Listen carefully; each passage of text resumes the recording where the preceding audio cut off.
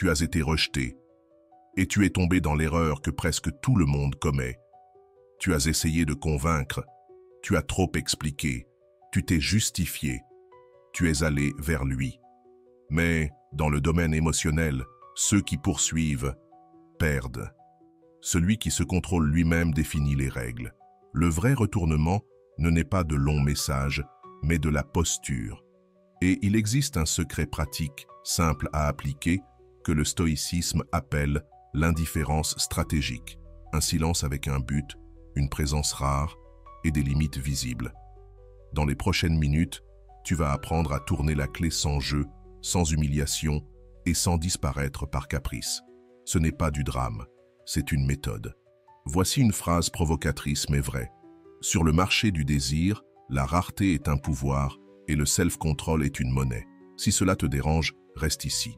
Je vais te montrer pas à pas comment transformer le rejet en respect et oui, en désir. Avant de continuer, écris dans les commentaires « J'ai de la valeur ». Cela ancre ta décision et te place dans le bon axe dès la première minute. Première étape, arrête de mendier. Le premier point que tu dois comprendre, c'est qu'au moment où tu cours derrière quelqu'un qui t'a rejeté, tu as déjà perdu le jeu. C'est comme essayer de retenir de l'eau avec tes mains. Plus tu serres, plus elle s'échappe entre tes doigts. Et le pire, c'est que tu ne t'en rends même pas compte. Tu connais ce besoin d'envoyer un message pour expliquer tes sentiments, cet appel juste pour clarifier les choses, cette manie d'apparaître dans les endroits qu'il fréquente. Cela a un nom, la désespération déguisée en amour-propre. Et la désespération n'éveille jamais, sous aucune circonstance, le désir de qui que ce soit. En réalité, elle provoque l'effet inverse. Elle l'éloigne encore plus. Quand tu supplies, même avec de belles paroles et des arguments logiques, tu envoies ce message au monde entier. Je ne vaux pas assez pour être désiré naturellement. C'est comme si tu te collais une pancarte sur le front. J'ai baissé mon prix. Et là réside le danger. Tu finis par croire à ce mensonge. Que se passe-t-il dans la tête de celui qui t'a rejeté lorsque tu le poursuis? Il pense, si elle est en train de supplier, c'est que j'ai eu raison de la rejeter. Si elle avait vraiment de la valeur, elle ne serait pas là à courir derrière moi. C'est cruel, mais c'est la vérité nue. La nature humaine fonctionne ainsi. Nous valorisons ce qui est difficile à obtenir et nous méprisons ce qui s'offre facilement. Chaque fois que tu envoies un « Salut, comment tu vas ?» tu nourris son ego et tu abaisses le tien. Chaque fois que tu likes sa photo sur les réseaux sociaux, tu montres que tu gravites encore dans son orbite, comme une planète perdue. Et ça, ce n'est pas de l'amour, c'est de la dépendance émotionnelle. La vérité, c'est que les hommes respectent ceux qui se respectent d'abord. Ils n'avoueront peut-être jamais, mais ils admirent les femmes qui ne se rabaissent pas, qui ne demandent pas d'attention, qui ne transforment pas un rejet en mission personnelle. Car il y a quelque chose dans la posture d'une femme qui connaît sa valeur, qui éveille automatiquement la curiosité masculine. Mais comment arrêter de supplier quand chaque fibre de ton corps crie de faire quelque chose? Tu dois d'abord comprendre que l'impulsion de poursuivre n'est pas de l'amour, c'est de la peur. Peur de ne pas être suffisante, peur d'être seule, peur qu'il trouve quelqu'un de mieux. Ce n'est pas de l'amour, c'est un mensonge. Avant d'aller loin, je te serais reconnaissant si tu mets un j'aime à la vidéo. Cela m'aiderait à continuer de diffuser cette philosophie. Si tu n'es pas encore abonné, je te recommande de t'abonner et d'activer la cloche pour ne manquer aucune vidéo. La prochaine fois que tu auras envie d'envoyer un message, fais une pause. Respire profondément. Demande-toi, qu'est-ce que j'espère obtenir avec ça? Si ta réponse est « je veux qu'il change d'avis », tu as déjà perdu. Si c'est « je veux me sentir mieux », tu as aussi perdu. La seule réponse correcte, c'est « ne rien envoyer ». Le secret, c'est de transformer toute cette énergie que tu gaspillerais à courir derrière lui en énergie pour bâtir une meilleure version de toi-même. Au lieu de réfléchir à ce que tu pourrais lui dire, réfléchis à ce que tu peux faire pour toi. Au lieu de planifier des rencontres par hasard, planifie ta croissance personnelle. Quand tu arrêtes vraiment de mendier, deux choses magiques se produisent. Premièrement, tu récupères ta dignité et ton estime de toi. Deuxièmement, tu deviens un mystère. Et le mystère est irrésistible pour n'importe quel être humain. Quand tu disparais de la vie de quelqu'un qui t'a rejeté, non pas par colère ou par caprice, mais par amour-propre, tu réveilles quelque chose en lui, la curiosité. À partir de ce moment, tu passes du rôle de la personne dans le besoin à celui de la personne qui choisit. Tu passes de celle qui accepte des miettes à celle qui mérite le festin complet. Et ce changement d'énergie se ressent par tous ceux qui t'entourent, y compris par lui. Rappelle-toi, celles qui mendient ont déjà perdu le respect. Celles qui se respectent elles-mêmes gagnent l'admiration. Le choix t'appartient. Mais choisis en pensant à la femme que tu veux être dans un an. Serait-elle fière de tes attitudes d'aujourd'hui? Si la réponse est non, alors tu sais déjà ce qu'il faut changer. Deuxième étape, le silence stratégique. Il existe une puissance dans le silence que la plupart des femmes sous-estiment totalement. Nous vivons à une époque où tout le monde parle trop, explique trop, se justifie trop. Et au milieu de tout ce vacarme, celles qui se taisent avec un but brillant comme un diamant au milieu des pierres ordinaires. Le silence n'est pas une absence de réponse, c'est la réponse la plus puissante qui existe. Quand quelqu'un te rejette et que tu disparais simplement, sans drame, sans explication, sans dernière parole, tu crées quelque chose de bien plus fort que n'importe quel discours. Tu crées le doute dans son esprit. Et le doute, c'est le début de l'obsession.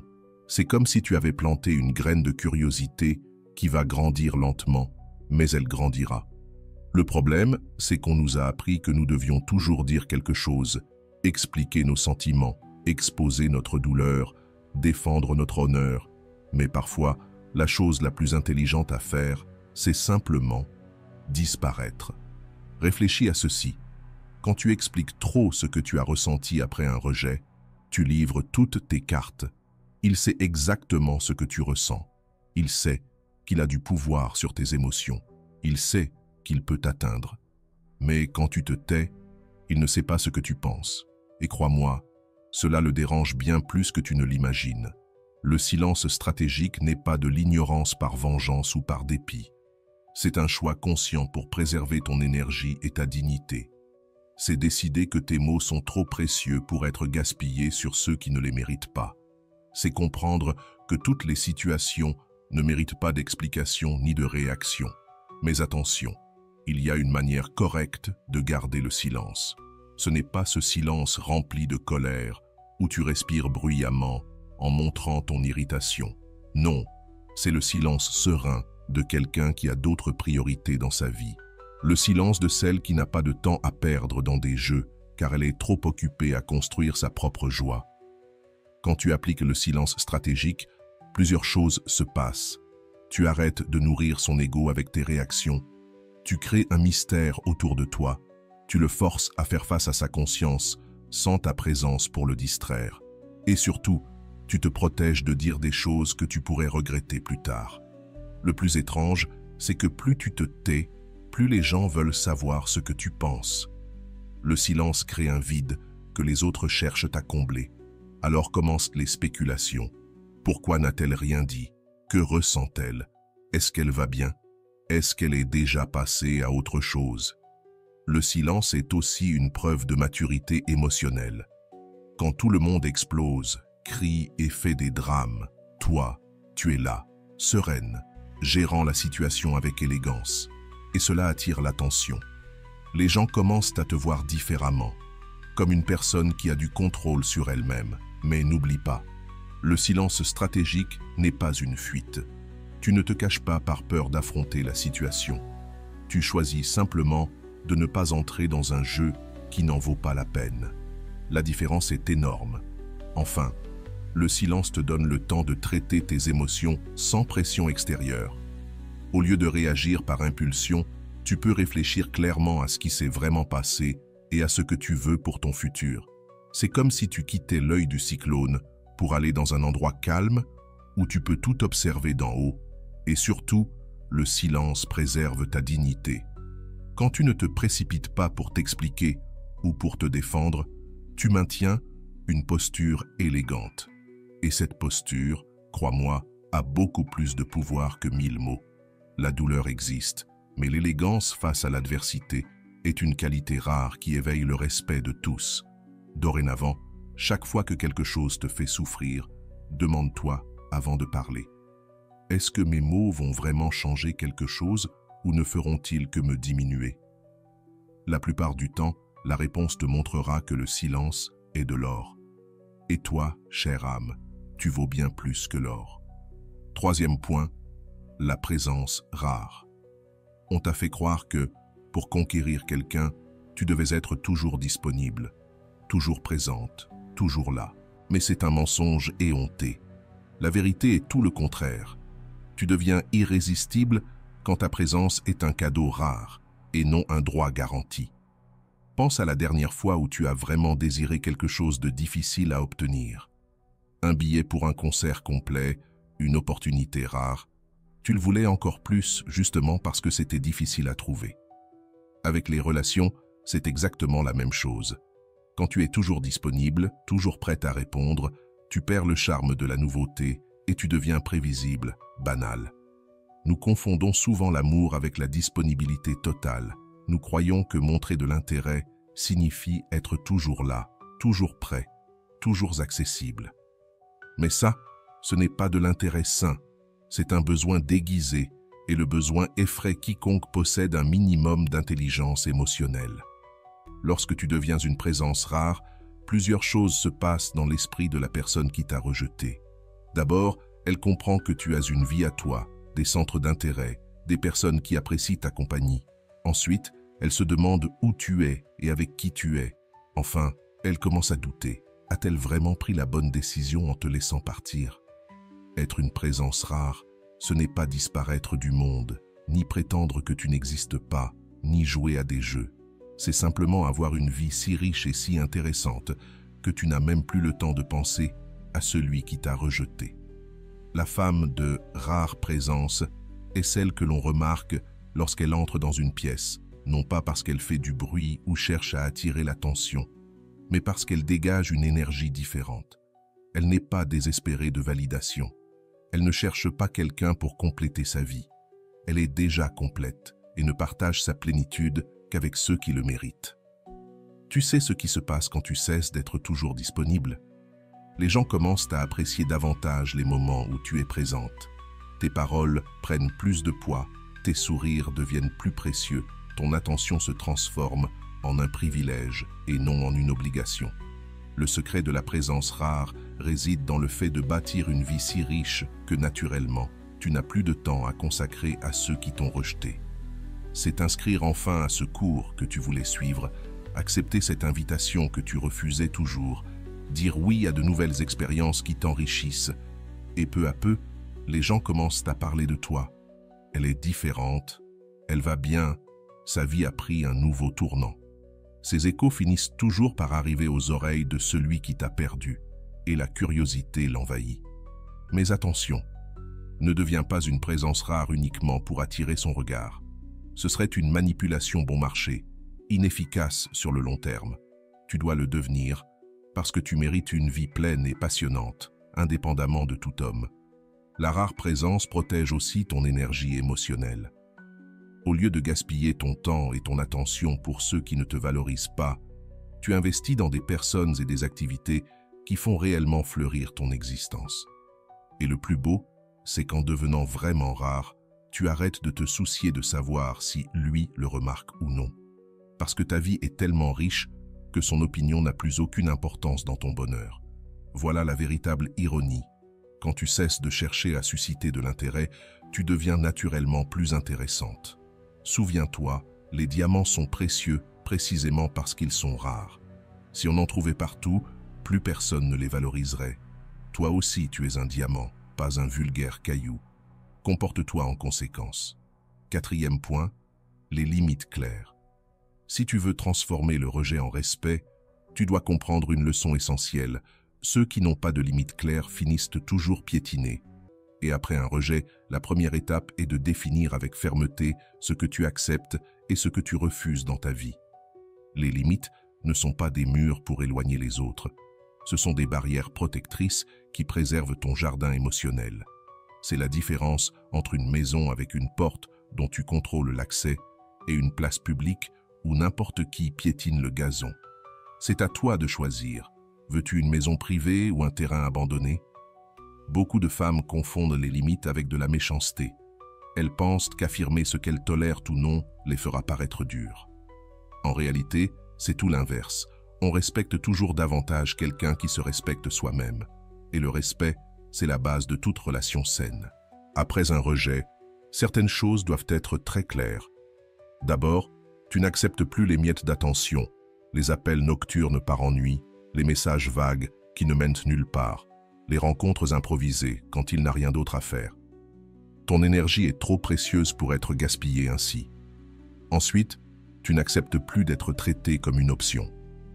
Si quelqu'un t'a rejeté, il ne peut pas te garder comme roue de secours. Tu n'es pas une solution de rechange. Tu es une priorité ou tu n'es rien. Enfin, tu n'acceptes plus les excuses vides. Je ne suis pas prêt pour une relation, alors qu'il fréquente d'autres femmes. Soyons amis, alors qu'il te cherche uniquement quand ça l'arrange. Je ne veux pas te blesser, mais en continuant à envoyer des signaux contradictoires. À tout cela, ta réponse est simple. Non. Sans discussion, sans négociation, sans seconde chance. Quand tu poses des limites, certaines personnes tenteront de les tester. Elles voudront voir si tu es ferme ou si tu bluffes. C'est là que tu dois rester inébranlable. Chaque fois que tu cèdes, tu leur apprends que tes limites sont négociables. Et des limites négociables ne sont pas des limites, ce sont de simples suggestions. Mais attention, poser des limites ne veut pas dire être agressif. Tu peux être ferme et douce à la fois. Tu peux dire non avec élégance, affirmer ta position sans attaquer. Tu ne blesses personne, tu protèges simplement ton espace intérieur. Les limites servent aussi de filtre. Ceux qui les respectent prouvent qu'ils te valorisent. Ceux qui tentent de les franchir ou te font culpabiliser de les avoir montrent qu'ils ne méritent pas ta présence.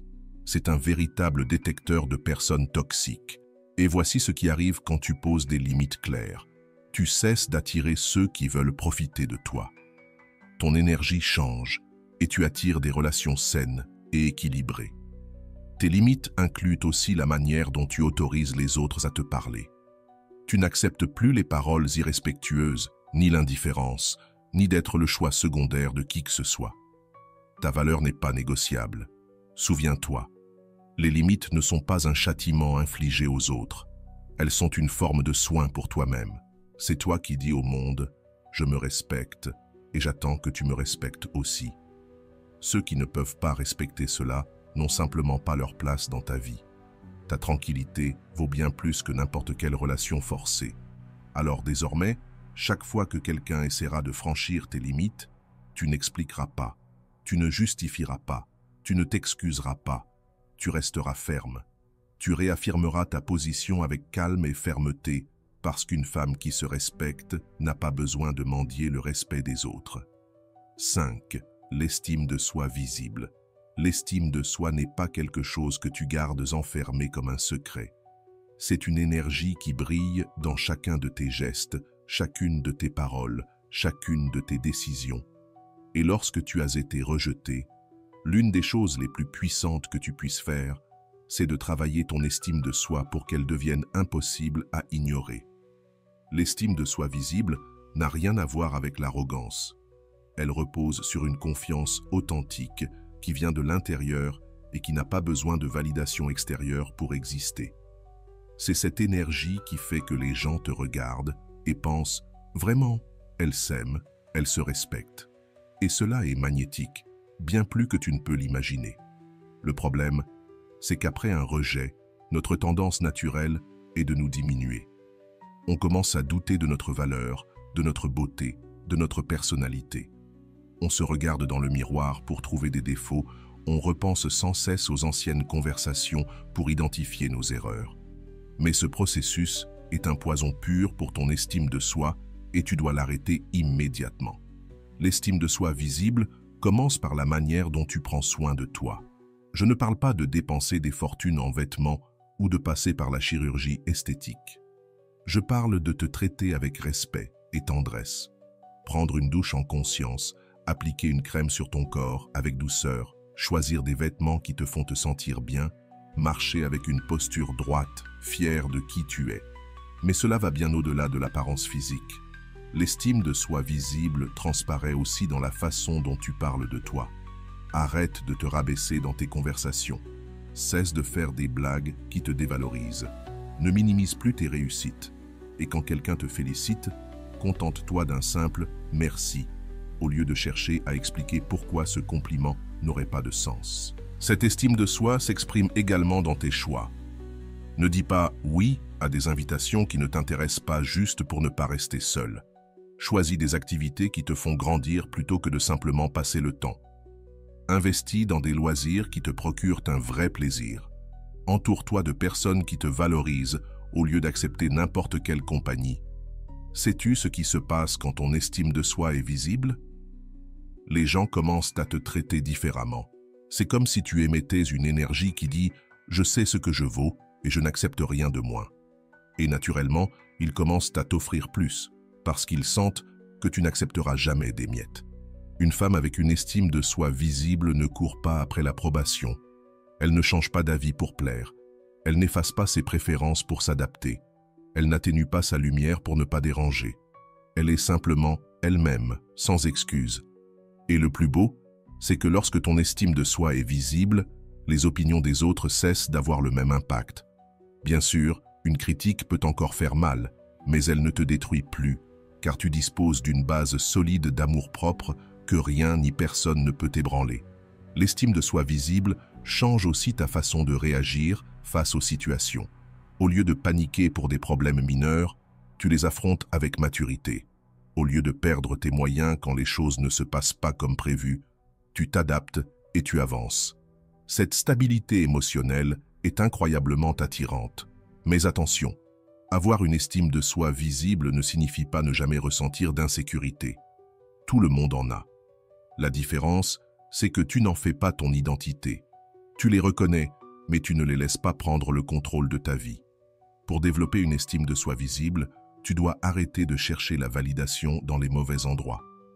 Cesse de vérifier combien de likes ta photo a reçu. Arrête d'analyser s'il a vu ton statut. Ne mesure plus ta valeur à travers les réactions des autres.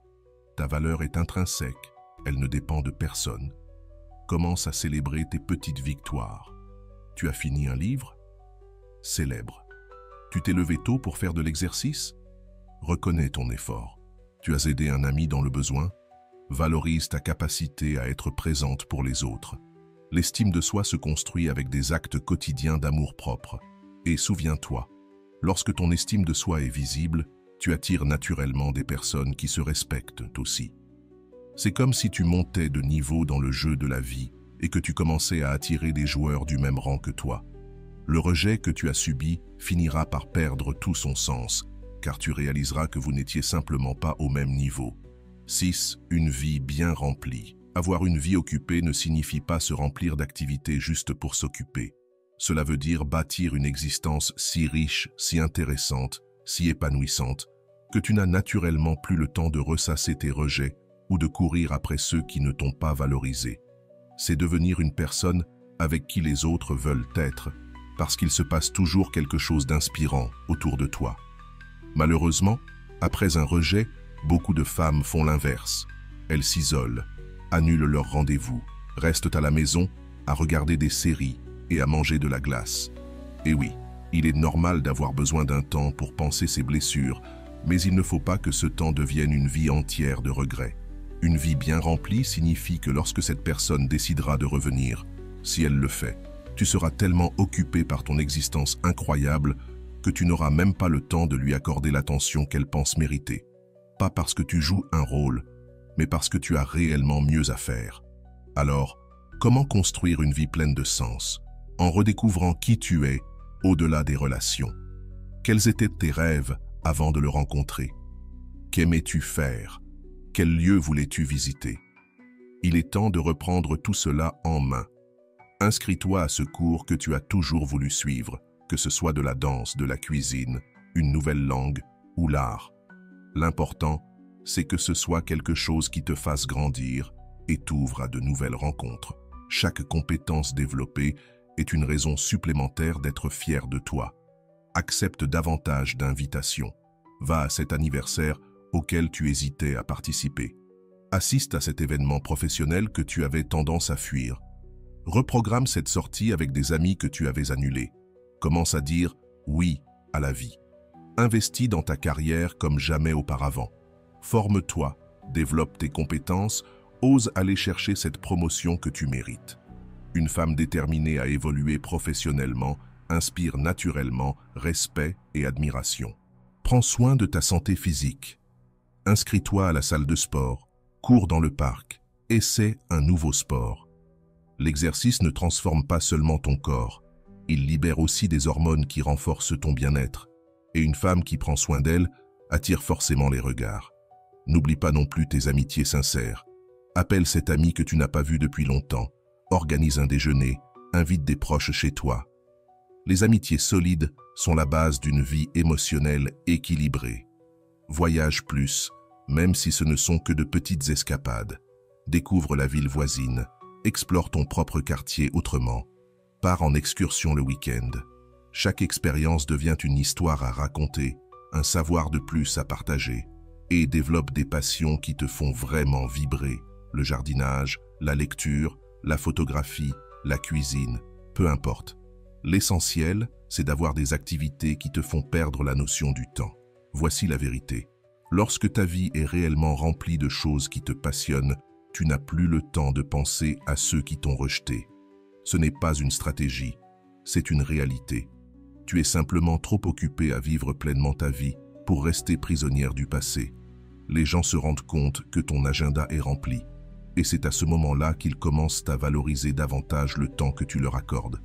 Tes rencontres deviennent plus spéciales, justement parce qu'elles sont plus rares. Ta présence cesse d'être une garantie pour devenir un véritable cadeau. Et il y a encore autre chose. Quand tu as un emploi du temps réellement rempli, tu développes des histoires intéressantes à raconter. Tu deviens une personne plus captivante, car tu es toujours en train d'apprendre, d'expérimenter, de grandir. Et les personnes intéressantes attirent toujours d'autres personnes intéressantes. À partir d'aujourd'hui, chaque fois que tu as envie de rester chez toi à regretter, rappelle-toi que la vie t'attend dehors et qu'elle peut être bien plus surprenante que n'importe quelle relation qui n'a pas fonctionné. Le choix est entre tes mains. Tu peux pleurer sur ce que tu as perdu ou tu peux sortir et construire quelque chose de bien meilleur. 7. La réponse froide. Il est temps de parler de l'une des armes les plus puissantes que tu possèdes, la réponse froide.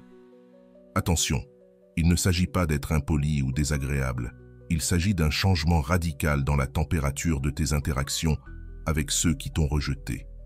C'est la différence entre être le soleil qui réchauffe la vie de quelqu'un et être la lune qui se contente de refléter la lumière quand c'est nécessaire. La réponse froide signifie que tu cesses d'être chaleureuse, disponible et affectueuse envers ceux qui n'ont pas su te valoriser. Il s'agit de préserver ton énergie émotionnelle pour les personnes qui la méritent réellement. Cela veut dire que tu ne seras plus celle qui comprend toujours, qui pardonne toujours, qui est toujours disponible pour parler quand l'autre daigne réapparaître. Car sache-le, un homme qui a rejeté revient toujours, juste pour tester s'il a encore du pouvoir sur toi. Et ta réponse ne peut plus être cette explosion de joie déguisée en indifférence. Elle doit être froide, réellement froide. Polie, oui, mais distante. Comme si tu parlais avec le concierge de ton immeuble, cordialité, mais aucune implication émotionnelle. Le problème, c'est que nous, les femmes, avons une tendance naturelle à vouloir maintenir l'harmonie. Quand quelqu'un revient vers nous, même après nous avoir blessés, notre premier réflexe est d'être aimable, de montrer que nous ne gardons pas de rancune, que nous sommes matures. Mais c'est une erreur énorme, car tu récompenses ceux qui t'ont fait du mal avec ta sympathie. La réponse froide n'est pas une vengeance, c'est une protection. C'est toi qui reconnais que ton énergie émotionnelle est limitée et précieuse et que tu ne vas plus la gaspiller sur ceux qui ont déjà montré qu'ils n'en étaient pas dignes. C'est une décision consciente pour préserver ton bien-être. Alors, comment mettre cela en pratique? D'abord, tes réponses doivent être courtes et directes. S'il te dit « Salut, comment vas-tu ?» tu réponds simplement « bien ». Et c'est tout. Pas besoin d'initier une conversation, ni de montrer d'intérêt. Et s'il essaie de ramener le passé, tu coupes immédiatement. Je préfère ne pas parler de ça. Et si malgré ça il insiste, tu cesses tout simplement de répondre. Tu n'as aucune obligation d'expliquer pourquoi tu refuses certains sujets. Ensuite, tes réponses doivent être espacées dans le temps. Tu ne dois jamais répondre immédiatement. Même si tu as vu le message, laisse-le attendre quelques heures, voire quelques jours si ce n'est pas urgent. Cela prouve qu'il n'est plus une priorité dans ta vie. Et quand vous vous croiserez en personne parce que cela arrivera, la vie est petite. Ton attitude doit être polie, mais distante. Un simple « bonjour », sans sourire exagéré. Une conversation superficielle si nécessaire, mais sans t'impliquer ni montrer d'intérêt pour sa vie. La réponse froide s'applique aussi aux réseaux sociaux. Arrête de liker ses photos, d'écrire des commentaires ou de regarder ses stories. S'il publie quelque chose, ignore-le comme si c'était le contenu d'un inconnu. Ton indifférence digitale doit être aussi forte que ton indifférence en face à face. Mais attention, ta réponse froide doit être authentique. Ce n'est pas un petit jeu pour piquer son intérêt. Elle doit venir d'un vrai choix de protection de toi-même, d'une reconnaissance que la relation passée n'exige plus de chaleur émotionnelle de ta part. Et sais-tu ce qui se passe quand tu gardes une réponse froide constante? Il prend conscience qu'il a perdu l'accès à ton côté tendre. La femme qui lui souriait, qui se souciait de lui, qui était toujours prête à parler, n'existe plus pour lui. Et ça, crois-moi, ça bouleverse n'importe qui. La réponse froide te protège aussi des illusions. Quand tu es froide, tu n'offres plus aucun espace pour qu'il interprète un signe comme une chance de revenir. Tu ne crées pas de faux espoirs, ni pour lui, ni pour toi. C'est une communication claire, ce chapitre est terminé. Et il y a un avantage supplémentaire. La réponse froide préserve ta dignité. Tu ne sembles pas désespéré d'attirer son attention. Tu ne sembles pas souffrir, ni attendre qu'il change d'avis. Tu continues ta vie, comme une personne qui a d'autres priorités. Rappelle-toi bien, tu ne dois pas offrir de chaleur émotionnelle à ceux qui t'ont laissé dans le froid. Ton énergie bienveillante est un cadeau, et elle doit être réservée uniquement à ceux qui la méritent vraiment. Celui qui t'a rejeté a perdu le droit d'avoir accès à la meilleure version de toi. À partir de maintenant, il n'a droit qu'à la version polie, mais froide. Et ça, ce n'est pas de la cruauté, c'est de l'autopréservation. 8. Le nouveau commencement. C'est le moment le plus important de toute ta transformation, le nouveau départ. Il ne s'agit pas de faire semblant que rien ne s'est passé, ni d'effacer ton passé. Il s'agit de transformer tout ce que tu as vécu en carburant pour te réinventer et devenir une meilleure version de toi-même. Le nouveau commencement, ce n'est pas une question de savoir s'il revient ou non. C'est la découverte qu'une vie t'attend de l'autre côté du rejet. C'est comprendre que cette douleur qui paraissait vouloir te détruire, en réalité, t'a fortifié d'une manière que tu n'aurais jamais imaginée. Beaucoup de femmes restent prisonnières des « et si ».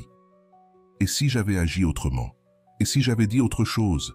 Et s'il changeait d'avis? Ces « et si » sont de véritables prisons mentales qui t'empêchent de voir toutes les possibilités qui s'ouvrent devant toi. Ton nouveau commencement, c'est de remplacer le « et si » par le « et maintenant ». C'est arrêter de te définir par ce rejet. Tu n'es pas la femme rejetée, tu es une femme entière, intéressante, précieuse, qui a vécu une mauvaise expérience mais qui refuse de laisser cette expérience déterminer qui elle est.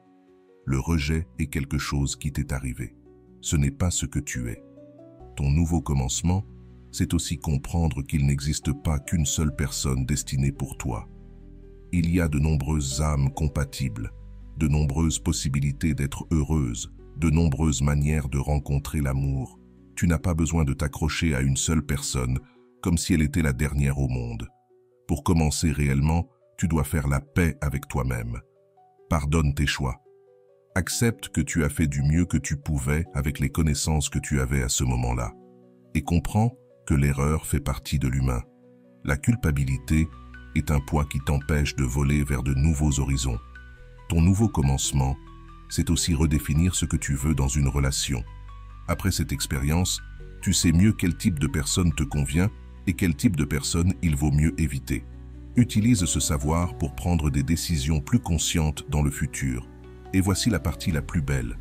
Dans ton nouveau commencement, tu n'acceptes plus jamais quelqu'un juste pour ne pas être seul. Tu as appris à aimer ta propre compagnie. Tu as construit une vie qui te nourrit. Tu as bâti une solide estime de toi. Et désormais, tu n'acceptes que des personnes qui ajoutent de la valeur à ta vie, et non celles qui cherchent seulement à combler un vide. Ton nouveau commencement, c'est arrêter de regarder en arrière. Le passé est là pour apprendre, pas pour y vivre. Tu n'as plus à ressasser d'anciennes conversations, à analyser des signes qui peut-être n'existaient même pas, ou à chercher des coupables. Désormais, ton énergie est tournée vers le présent et vers l'avenir. Et dans ce nouveau commencement, tu arrêtes aussi de comparer chaque nouvel homme que tu rencontres avec celui du passé. Car chaque personne a une histoire totalement différente. Chaque personne est unique. Chaque relation est différente. Chaque histoire a son propre rythme et ses propres caractéristiques. Donner une chance aux nouvelles expériences signifie ne pas rester prisonnier des vieux schémas. Et tu sais ce qui est le plus incroyable? Dans ton nouveau départ, tu découvres que tu es capable d'être heureux seul. Ta joie ne dépend pas de la validation de quelqu'un, de la présence de quelqu'un à tes côtés, ni de quelqu'un qui viendrait compléter ta vie. Tu es déjà complet. Les relations ne sont plus le plat principal, mais seulement le dessert. Ton nouveau commencement, c'est aussi devenir la personne que tu as toujours rêvé d'être, plus confiant, plus indépendant, plus sélectif, plus sûr de ta valeur. Le rejet, aussi douloureux qu'il ait pu être, t'a offert un cadeau. Il t'a montré que tu es bien plus fort que tu ne l'imaginais. Et lorsque tu embrasses vraiment ce nouveau départ, il se produit quelque chose de magique. Tu cesses d'attirer des personnes qui ne te respectent pas.